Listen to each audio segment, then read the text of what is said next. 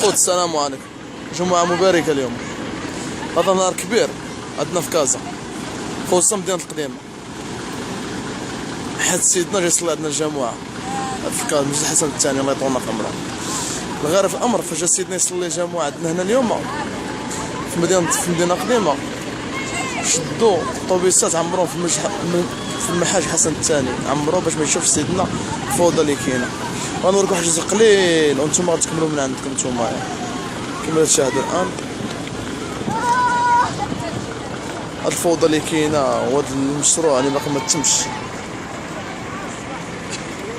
وزادوا درقوا على سيدنا باش ما يشوفش هاد الفوضى اللي كاينه.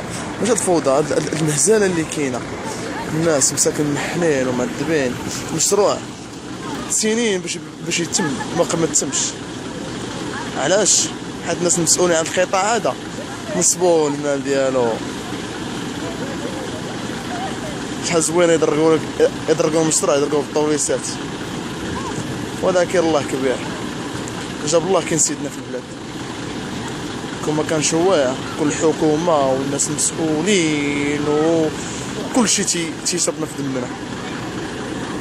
خوت بارطاجيو هاد الفيديو هذا الله يرحم الوالدين باش الحقيقه تبان وهذا المشروع يتم. وبارك على الشفره، بارك على الشفره الخوت. شوفوا الناس فين عايشين، الناس فين محنين ومعذبين. خوت بارطاجيو الفيديو هذا على واسع يوصل للناس المسؤولين ويتحرك من الضمير شي شويه. كنشكركم ونبارطاجيو الفيديو هذا الله يرحم الوالدين.